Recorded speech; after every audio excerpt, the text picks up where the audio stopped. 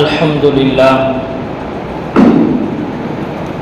لله نحمده ونصلي على رسوله الكريم أما بعد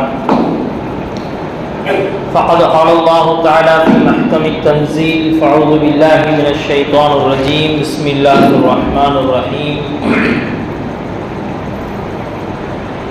وعد الله الذين آمنوا منكم وعملوا الصالحات لا يستخلفنهم في الأرض كما استخلف الذين من قبلهم وقال تعالى فليعبدوا رب هذا البيت الذي أطعمهم من جوع وآمنهم من خوف صدق الله العظيم.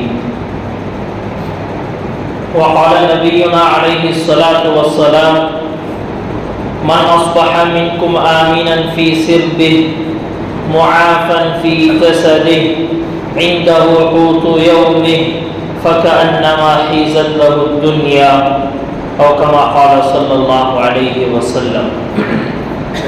اللهم صل على محمد وعلى آل محمد. اللهم صل على محمد وعلى آل محمد. اللهم صل على محمد وعلى آل محمد. கண்ணியமிக்க அல்லாஹ்வின் நல்லடியார்களே, பொதுவாக மனிதன் அவனுடைய மனம் அழுத்தம் பெற்றிருக்கும் பொழுது, மனம் உற்சாகம் அடைந்திருக்கக்கூடிய அந்த நேரத்தில் பசுமையான இடங்களுக்கு சென்று தன்னுடைய மனதிற்கு ஒரு ஆறுதலை பெற்று வருவான். இப்ப என்ன ஆச்சு அப்படின்னு சொன்னா, சமீப காலமாக ஸ்ட்ரெஸ் அதிகமாயிடுச்சு எல்லாத்துக்குமே. அதனால டூர்களும் அதிகமாயிடுச்சு. வாரத்துக்கு ஒரு தடவை, மாசத்துக்கு ஒரு தடவை அப்படின்னு என்ன செய்யறா அப்படின்னு சொன்னா, மன அமைதியை தேடி பசுமையான இடங்களுக்கு போய் தண்ணீர்களை பார்ப்பது, நீர்நிலைகளை பார்ப்பது, பசுமையான மரம் செடி கொடிகளை பார்ப்பது, அதே போல பசுமைகள் நிறைந்த இடத்தில் நம்முடைய நேரங்களை கழிப்பது எல்லாமே இன்னைக்கு மனிதனுக்கு ரொம்ப விருப்பமான ஒரு விஷயமாக ஆயிடுச்சு. இல்லடியார்களே, இந்த பசுமைகளை பார்க்கும் பொழுது மனித உள்ளம் எப்படி அமைதி பெறுகிறதோ, இதே போலத்தான் நாட்டினுடைய அமைதியான நிலை நாட்டு மக்களுக்கு மிக மிக அவசியமான ஒரு சூழலை தரும். ரொம்ப மிக முக்கியமான ஒரு விஷயம். இன்னும் சொல்ல போனா, பாதுகாப்பு உணர்வு அப்படிங்கிற சொல்றாங்க, செக்யூரா நாம இருக்கிறோம் அப்படின்னு சொல்றமே, அந்த உணர்வு இருக்கே ஒரு மனிதனை ரொம்ப நிம்மதியாக வாழ வைக்கும். ரொம்ப நிம்மதியாக வாழ வைக்கும். இன்னும் சொல்ல போனா, அல்லாஹ் சுப்ஹானஹு வ தஆலா மனித இனத்திற்கு பல்வேறு நிஅமத்துகளை, அருட்கொடைகளை தருகிறார். அந்த அருட்கொடைகளில் அல்லாஹ்வுடைய ஒரு நிஅமத் இதுவும் தான் என்ன அப்படின்னா, மனிதன் பாதுகாப்பான அச்சமற்ற சூழலில் வாழ்வது. நபி ஸல்லல்லாஹு அலைஹி வஸல்லம் அவர்களுடைய வளமை என்ன அப்படின்னு சொன்னா, ஒவ்வொரு மாதமும் அந்த மாதத்தினுடைய பிறையை பார்த்த போது ஒரு துஆவை ஓதுவாங்க. நம்ம இருக்கிறது என்ன மாதங்க?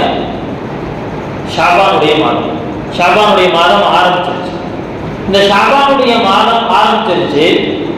ஒவ்வொரு மாதத்தினுடைய ஆரம்பத்திலும் நபி அவர்கள் என்ன செய்வாங்கன்னு சொன்னா, அந்த நிலவை பார்த்து, பிறையை பார்த்து ஒரு துஆவை ஓதுவார்கள். அல்லாஹும்ம அஹில்லஹு அலைனா பில் அம்னி வல் ஈமான் والسلامة والإسلام والتوفيق لما تحب وترضى ربي وربك الله. ஒவ்வொரு மாதத்தினுடைய ஆரம்பத்திலும் அந்த மாதத்தின் ஆரம்பத்தில் துஆ செய்கிறார்கள், யா அல்லாஹ் இந்த மாதத்தை எங்களுக்கு அச்சமற்ற மாதமாக நீ ஆக்கி கொடு. இந்த மாதம் எப்படி இருக்கணும்? நிம்மதியாக நாங்கள் வாழணும், ஈமானோடு வாழ வேண்டும், எந்த விதமான ஆபத்துகளும் இல்லாமல் சலாமத்தாக வாழ வேண்டும், உண்மையான இஸ்லாத்தோடு வாழ வேண்டும். எங்களுக்கு நல்ல வாய்ப்புகளை நீ நல்கி கொடு. அந்த வாய்ப்புகள், அந்த செயல்கள் எல்லாமே நீ விரும்பக்கூடியதாக இருக்கணும் அப்படின்னு சொல்லிட்டு அந்த பிறையை பார்த்து, அந்த நிலவை பார்த்து சொல்வார்களா, ரப்பி அல்லாஹ், என்னுடைய இறைவனும் உன்னுடைய இறைவனும் அல்லாஹ் தான் என்பதாக நபி அவர்கள் கூறுவார்கள். ஒவ்வொரு மாதத்தினுடைய ஆரம்பத்திலும் இந்த துஆவை ஓதுவார்கள். ஒவ்வொரு மாசத்திலையும் பிறையை பார்க்கக்கூடிய பழக்கம் அப்படிங்கிறது என்ன அப்படின்னா நபி அவர்களுடைய ஒரு தனிப்பட்ட ஒரு சுன்னத். இன்னைக்கு நம்மை விட்டு விடுபட்ட ஒரு சுன்னத். நமக்கு பிற பார்க்கறது என்ன எப்போன்னா நோன்பு வைக்கிறதுக்காகவும் நோன்பு விடுறதுக்காகவும். அப்படிதான் ரம்ஜான் முதல் நோன்பு இருக்கா இல்லையா அப்படிங்கிறதுக்காக மட்டும்தான் பிறையை பார்ப்போம். இந்த மாசம் 29 30, இந்த வருஷத்துல 29 நோம்பா அல்லது 30 நோம்பா, இந்த எண்ணத்தோடு தான் என்ன செய்யணும் சொன்னா அடுத்த ஷவ்வாலுடைய பிறையை பார்ப்போம். நல்லடியார்களே, அதை பார்த்து நபி அவர்கள் நமக்கு கற்றுத்தரக்கூடிய அந்த துஆவுல நபிங்க முதல்ல அல்லாஹ்ட்ட கேட்கிறாங்க, எல்லாம் அச்சமற்ற வாழ்க்கையை கொடு, ஒரு பாதுகாப்பான வாழ்க்கையை கொடு. நல்லடியார்களே, அல்லாஹ் குர்ஆன்ல குறைஷிகள் மக்காவாசிகளுக்கு செய்த அந்த உபகாரங்களை பற்றி பேசுவோம். அந்த உபகாரத்தை பற்றி பேசும் பொழுது அல்லாஹ் ஒரு இடத்துல இப்படி சொல்லி காட்டுவா. நம்ம எல்லாமே அடிக்கடி தொழுகையில் ஓதக்கூடிய அந்த சூரா தான். லீலாஃபி குரைஷ் ஈலாஃபிஹிம் ரிஹ்லத்தஷ் ஷிதாஇ வஸ்ஸைஃப் ஃபல்யஅபுது ரப்ப ஹாதல் பைத் அல்லதி அத்அமஹும் மின் ஜூஅ் வ ஆமனஹும் மின் கௌஃப். உங்களுடைய வியாபாரத்துடைய பயணங்கள் ஷாம் தேசத்துக்கு அங்க இங்க நீங்க என்ன செய்றீங்க, பிசினஸுக்காக போறீங்க. இந்த பயணங்களை அல்லாஹ் சுப்ஹானஹு வ தஆலா உங்களுக்கு பாதுகாப்பானதாக ஆக்கி கொடுத்திருக்கு.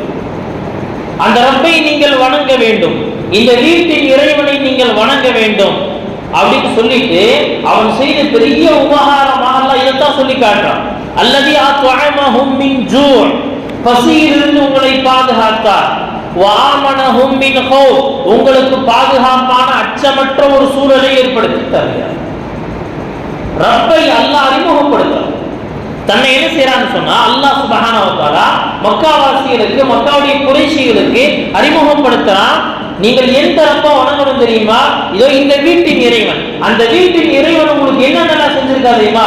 நீங்கள் பசியோடு இருக்க விடாமல் உங்களுக்கு உணவளித்தார், உங்களுக்கு உணவு கொடுத்திருக்கான். இரண்டாவது, உங்களுக்கு நிம்மதியான வாழ்வை தந்திருக்கிறான்.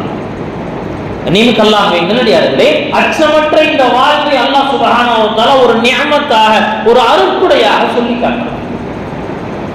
நபி ஸல்லல்லாஹு அலைஹி வஸல்லம் ஒரு ஹதீஸ்ல ரொம்ப ஷார்ட்டா இந்த உலகத்துடைய வாழ்க்கையில செல்வந்தன் யார், உலகமே யாருக்கு கிடைச்சிருக்கு அப்படிங்கறது ரொம்ப அழகா சொல்லுவாங்க. மன் அஸ்பஹ மின்கும் ஆமினன் ஃபீ சிர்பி, தன்னுடைய வீட்டில் அவன் காலையில் எந்திரிக்கும் போது பயமற்ற நிலையில், அச்சமற்ற நிலையில, எந்த விதமான ஆபத்துகளும் எனக்கு ஏற்படாது இன்னைக்கு அப்படிங்கிற அந்த உணர்வோடு என்ன செய்யறான்னா காலையில் கண் விழிக்கிறான். காலையில் எந்திரிக்கும் போது என்னங்க ஒரு பயமற்ற ஒரு சூழல். இன்னைக்கு வட இந்தியா எப்படியோ, ஆனால் அல்லாஹ்வுடைய பெரிய கிருபையில தென்னிந்தியா, குறிப்பாக தமிழகம் எப்படி இருக்கு? காலையில் எந்திரிக்கும் போது நமக்கு வேற டென்ஷன், எப்படி சம்பாதிக்கிறதுங்கிற டென்ஷன் இருக்கும்.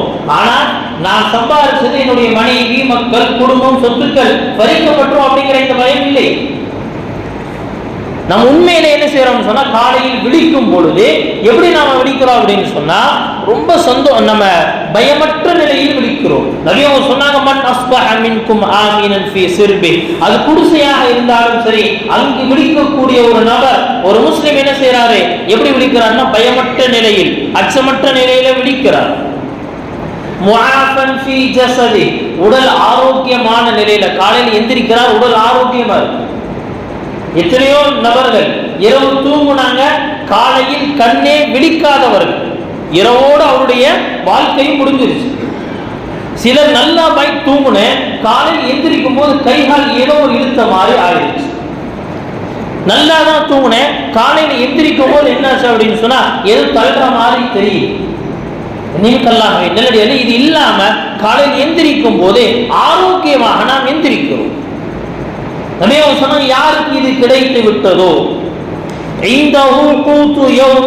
இன்னைக்கு சாப்பிடுறதுக்கு உண்டான சாப்பாடு எனக்கு கிடைச்சிருச்சு. இன்றைய ஒரு நாளைக்கு நான் என்ன சாப்பிடணும் அது எல்லாமே கிடைச்சிருச்சு. இந்த மூணு நமக்கு கிடைச்சிருக்கா இல்லையா? இந்த மூணு நம்மகிட்ட இருக்கா இல்லையா? காலையில் எந்திரிக்கும் போது அச்சமற்ற நிலையில தான் எந்திரிக்கும். நம்ம உடல் அல்லாஹ் தஆலா ஆஃபியத்தை கொடுத்த நிலையில் தான் காலையில் எழுப்பி விட்டார். இன்றைய நாளுடைய உணவிற்காக நம்ம எண்ணமெல்லாம் ஃபியூச்சர் பிளான் தான். என்னைய தாண்டி என்னடுனா என் சந்ததிகள் நல்லா இருக்கணுங்கிறதுக்காக நம்ம எந்திரிக்கிறோம், அந்த டென்ஷனை சுத்துறங்கிறதுல வேற விஷயம். ஆனா இன்னைக்கு எனக்கு சாப்பாட்டை பத்தி கவலை இல்லை.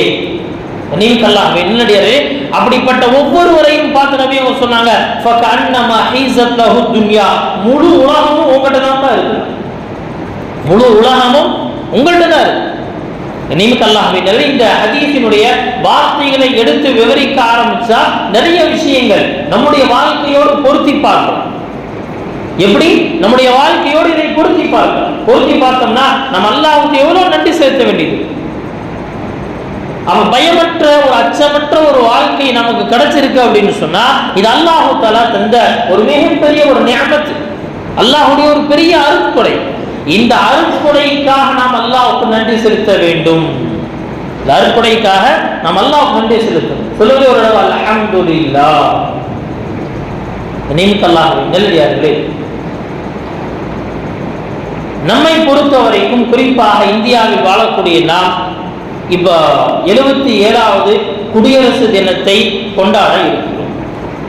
இந்த நேரத்தில் நம்முடைய நாட்டினுடைய நிலை, தனிநபருடைய வாழ்க்கையை கடந்து நம்முடைய இந்த நாட்டினுடைய நிலை எடுத்து பார்த்தோம் அப்படின்னு சொன்னா உண்மையில் நம்முடைய நாடு குடியரசு தினத்தை கொண்டாடுவதற்குண்டான தரத்தில் தான் தகுதியில் தான் இருக்கிறதா அப்படின்னு சொல்றதுக்கே ஒரு கேள்விக்குறியாதான். குடியரசு அப்படின்னா என்னங்க, எல்லா மக்களுடைய உரிமைகளும் வந்து தரப்பட்டிருக்கும். அதுதான் குடியரசு சொல்லுவாங்க. நமக்கான தேவையை, நமக்கான முன்னேற்றத்தை, நமக்கான மாற்றத்தை நாமே தீர்மானித்து முன்னெடுத்து செல்ல நமக்குள் உள்ள ஒரு நபரை தேர்வு செய்து அதை வச்சு என்ன செய்யணும் அப்படின்னு சொன்னா நாம் இந்த நாட்டில் வாழணும். இதை மையமாக கொண்டதுதான் குடியரசு. இதுல ஏதோ சில விஷயங்கள் இருந்தாலும் கூட முழு சுதந்திரம், முழு உரிமை, முழு ஒரு பாதுகாப்போடு தான் இந்த நாட்டில் எல்லா மக்களும் வாழ்ந்து கொண்டிருக்கிறார்களா என்று கேட்டால் அங்குதான் என்ன அப்படின்னு சொன்னா ஒரு கேள்விக்குறி வந்து நிற்குது. நாளுக்கு நாள் தினம் தினமும் வடநாடுகளில் இருந்து வரக்கூடிய அந்த வீடியோக்கள் ஆகட்டும், அந்த மெசேஜ்கள் ஆகட்டும், அந்த நீதிமன்றங்களுடைய அந்த தீர்ப்புகளாகட்டும் எல்லாமே என்ன அப்படின்னு சொன்னா ஒரு இந்தியர் அப்படிங்கிற அடிப்படையில என்ன ஆகுது அப்படின்னு சொன்னா நம்மளுடைய நாடு வேற ஏதோ ஒரு திசையை நோக்கி தான் போயிட்டு இருக்கு அப்படிங்கிற அந்த எண்ணம் நமக்குள் தோன்றும்.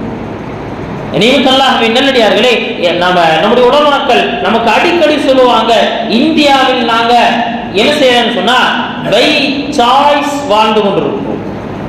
பை சான்ஸ் அப்படியே ஏதோ அப்படி இருந்துடும் இல்ல, பை சாய்ஸ் என்ன செய்யறோம் அப்படின்னு சொன்னா நாங்கள் இந்த நாட்டை தேர்வு செய்து எடுத்தோம்.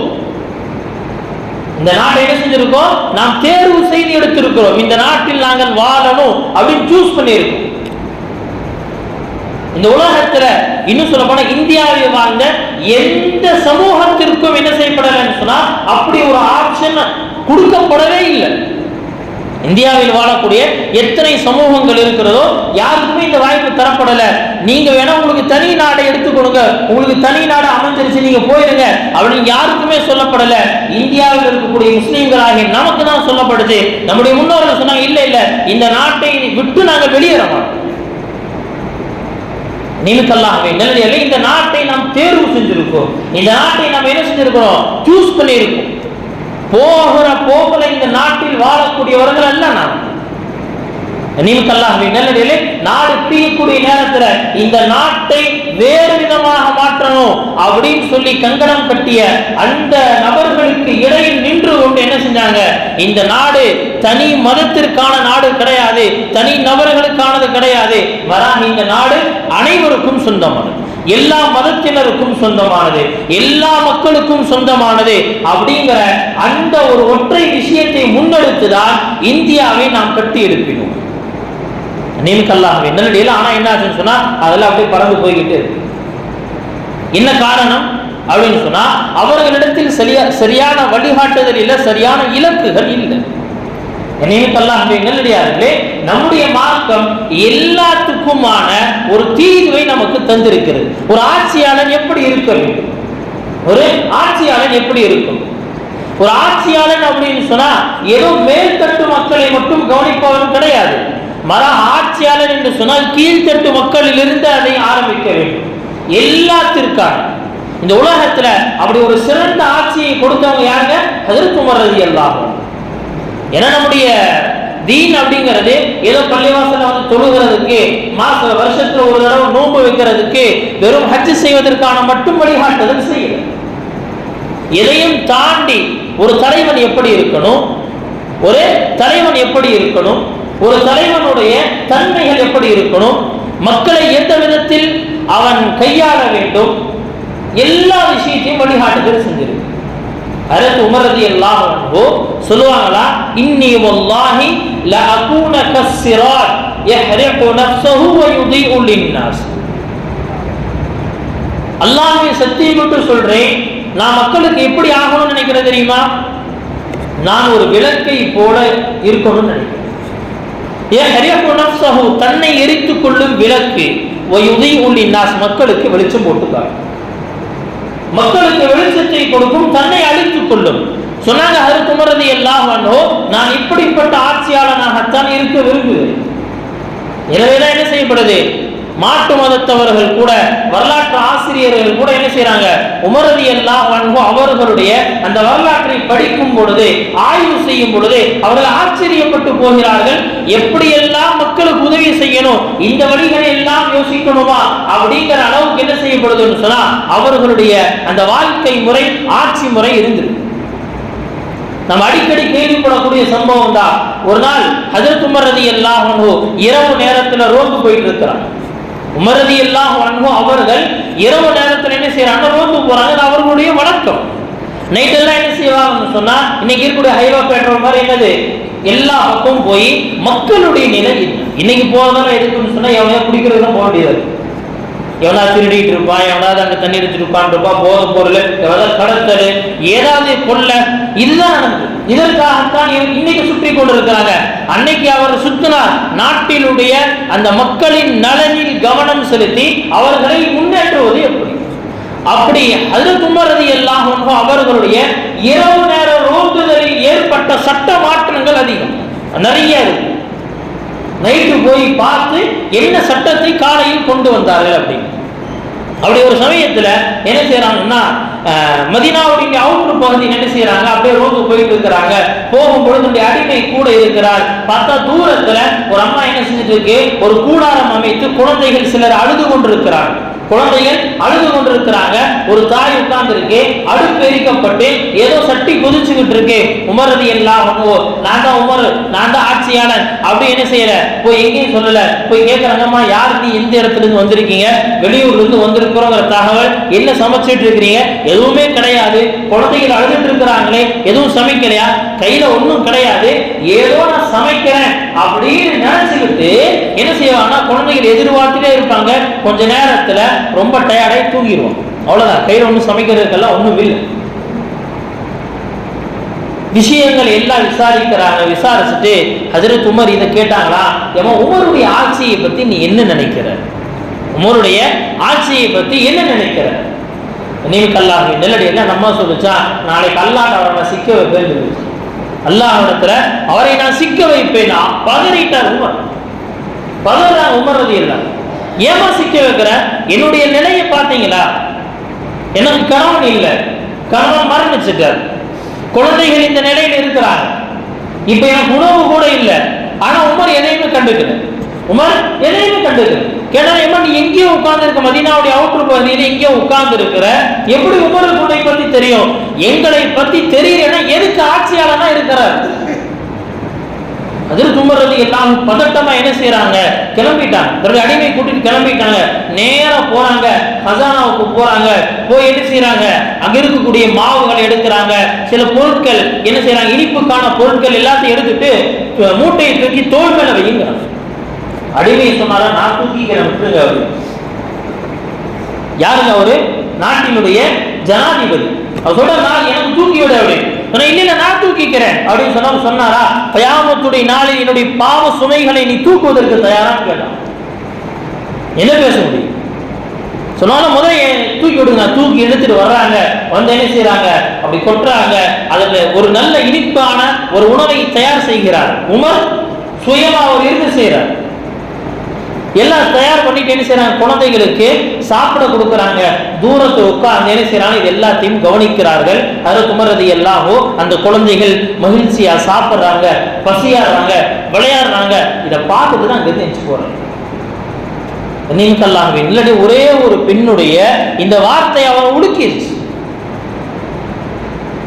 சாதாரண மக்களுடைய எல்லா நிலைகளையும் பார்த்தார். ஒரு ஆட்சியாளர் எப்படி இருக்கணும் அப்படிங்கிற எல்லா விஷயத்தையும். ஹஜ்ரத் அபூபக்கர் ரலியல்லாஹு அன்ஹு அவருடைய காலம், மதீனாவுக்கு வெளியில் அவுட்டர்ல ஒரு மூதாட்டி ஒருத்தங்க இருக்கிறாங்க. என்ன செய்யறாங்கன்னு சொன்னா, அபூபக்கர் ரலியல்லாஹு அன்ஹு அவருடைய கையில ஒரு லிஸ்ட் ஒன்று இருக்கு.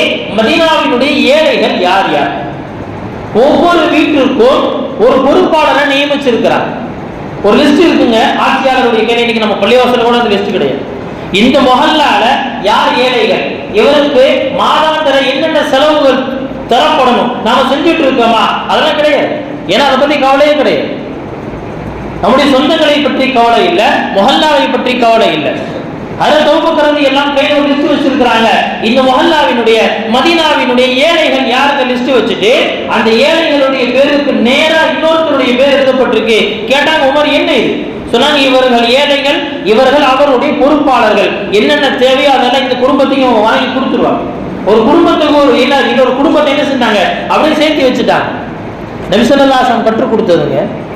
நபி அவங்க கற்றுக் கொடுத்தாங்க. மதீனாவுக்குள்ள வர்றாங்க மக்காவாசிகள், சாப்பிடுறதுக்கு எதுவுமே இல்லை, தங்குறதுக்கு இடம் இல்லை, வியாபாரம் எதுவுமே இல்லை, எல்லாத்தையும் விட்டுட்டு வந்திருக்கிறாங்க. என்ன செஞ்சாங்க, அன்சாரிகள் ஒருத்தரையும் முஹாஜிர்கள் மக்காவாசிகள் ஒருத்தரையும் சேர்த்து வச்சு இவருடைய தேவைகள் இவங்க பூர்த்தி செய்யணும் அப்படின்னு சொல்லி என்ன செஞ்சாங்கன்னு சொன்னா சகோதர பந்தத்தை ஏற்படுத்திவிட்டு அனுப்பிட்டாங்க. நீங்கல்லாஹ்வின் நல்லடியார்களே, அதே ஹஜ்ரத் அபூபக்கர் செய்யறாங்க. ஒரு குடும்பத்துக்கு இன்னொரு குடும்பம் பொறுப்பு. ஒரே ஒரு பேருக்கு முன்பாக யாருமே பொறுப்பெடுக்காத நிலையில் ஒரு வீடு தெரியுது, ஒருத்தருடைய பேர் தெரியுது. கேட்டானா உமர் இவங்களுடைய இந்த மூதாட்டியான ஒரு பெண்மணிக்கு யாருமே பொறுப்பெடுக்கலையா? இல்ல ஒருத்தர் பொறுப்பெடுத்துட்டார். ஒருத்தருடைய பொறுப்பு அதை நடத்தி கொண்டு இருக்கு. அப்படியே பேர் இல்லை, பேர் தேவையில்லை, விட்டுருங்க. இப்ப என்ன செய்யறாங்கன்னா ஹஜ்ரத் உமர் ரலியல்லாஹு பாக்குறாங்க, ஒருவேளை அந்த பெண்மணிக்கு உதவி செய்யக்கூடிய யாருமே இல்லாட்டி அந்த வேலையை நாம பார்த்துக்கலாமே அப்படிங்கிற அந்த எண்ணத்தோட என்ன செய்யறாங்க, ஹஜ்ரத் உமர் ரலியல்லாஹு அன்ஹு அந்த பெண்ணுடைய மதீனாவுக்கு அவுட்டர்ல வெளியில இருக்கக்கூடிய அந்த பெண்ணுடைய தேவையை பூர்த்தி செய்யறதுக்காக போறாங்க. பார்த்தா வீடு சுத்தமா இருக்கு, உணவு சமைக்கப்பட்டிருக்கு, எல்லாம் நடக்குது. என்னோட எல்லாமே முடிஞ்சிடும். பார்த்தா உள்ள போய் பார்த்தா தான் தெரியுது, அந்த பெண்ணுக்கு கண்ணும் தெரியாது, அந்த வயதான மூதாட்டிக்கு கண்ணும் தெரியல. கேட்டால யார் வந்தா, ஒரு நபர் வருவாரு, வந்து வேலையை முடிச்சுட்டு போயிடுவார். மறுநாள் இன்னும் கொஞ்சம் சீக்கிரம் வர்றாங்க, பார்த்தா வேலை இன்னும் முடிஞ்சிருச்சு. மறுநாள் என்ன செய்யறாங்க, அதோட சீக்கிரமா வர்றாங்க, ஏர்லி மார்னிங், ரொம்ப அதிகாலையில வர்றாங்க, பார்த்தா வேலை முடிஞ்சிருக்கு. ஒண்ணுமே புரியல, யார்தான் இந்த வேலை செய்யறது? அந்த பொறுப்பெடுத்த நபர் யார்? உமர் பார்த்தாங்க. இனி என்ன செய்ய முடியாது சொன்னா, நம்ம போகக்கூடாது, யார் போறாங்கன்னு பார்க்கணும். ஒரு ஓரமா ஒளிஞ்சு நின்று என்ன செய்யறாங்கன்னு சொன்னா கவனிக்கிறாங்க. கவனிச்ச பிறகுதான் தெரியுது யாரும் இல்ல, அது மதீனாவினுடைய அமீருல் முஃமினீன் இந்த கலீஃபத்து ரசூலில்லாஹ் ஸல்லல்லாஹு அலைஹி வஸல்லம் அபூபக்கர் ரலியல்லாஹு தன்னுடைய பேரோட வெளியே வரணும்னு நினைக்கிறேன்.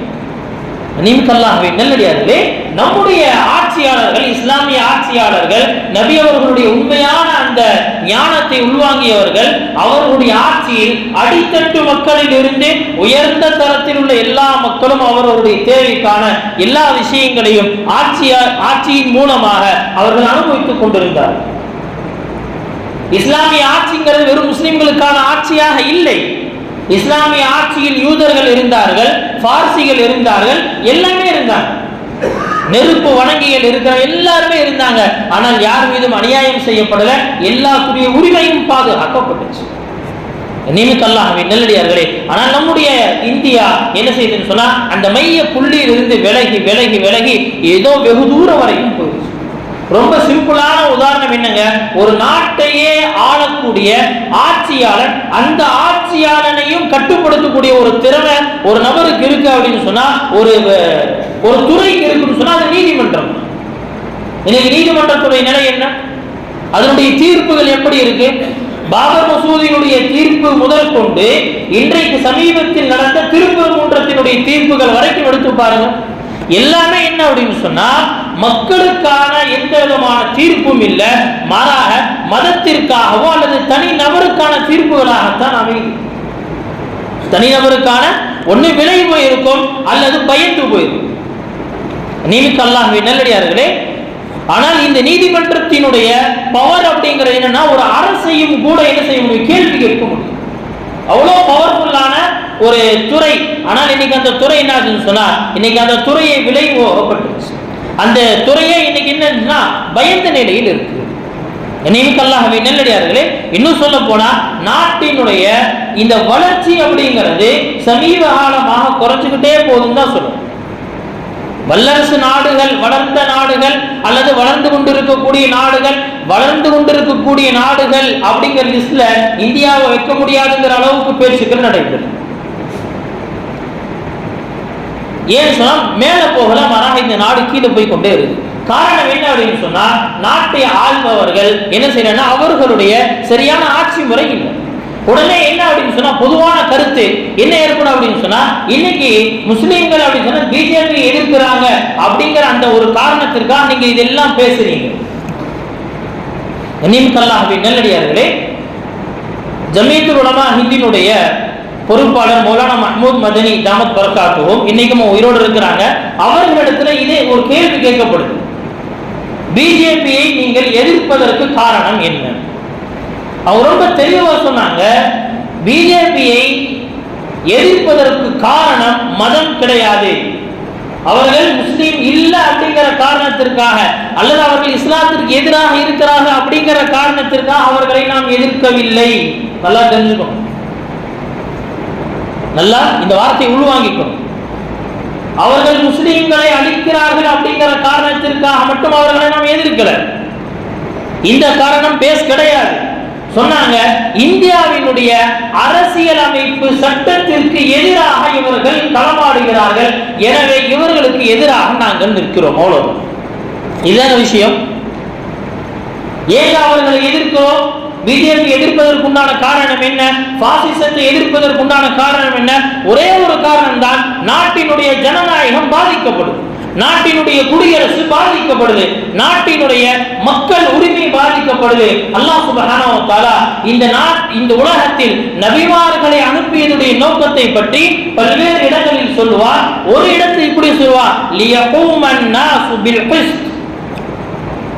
இந்த உலகத்தில் இஸ்லாம் எதற்காக? லியகூமன் நாஸு பில் கிஸ்த், மக்களுக்கு மத்தியில் நீதத்தை நிலைநாட்டுவதற்காக. அல்லாஹ்வுடைய நியதி இந்த உலகத்துல ஃபமின்கும் காஃபிர் வமின்கும் முஃமின். இந்த உலகத்தை பொறுத்த வரைக்கும் சோதனை களம், பரீட்சை இடம். இந்த இடத்துல யார் சரியானதை தேர்வு செய்கிறார்களோ அவர்கள் முஸ்லிம்கள், யார் தவறானதை தேர்வு செய்கிறார்களோ அவர்கள் முஸ்லிம் அல்லாதவர்கள். அவ்வளவுதான்.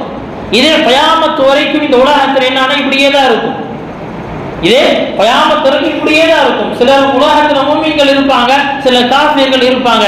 ஆனாலும் கூட இந்த உலகத்தினுடைய நடைமுறைக்காக அல்லாஹ் சுப்ஹானஹு வ தஆலா சொல்றான், அனைத்து மக்களுக்கும் உண்டான நீதத்தை நீங்கள் வழங்க வேண்டும்.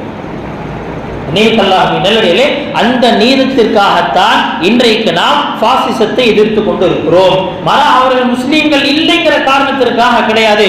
மாறாக அவர்கள் நீதத்திற்கு எதிராக இருக்கிறார்கள், அநீதத்தை ஆதரிக்கிறார்கள் அப்படிங்கிற ஒரே காரணத்திற்காகத்தான் நாம் அவர்களை எதிர்த்து கொண்டிருக்கிறோம்.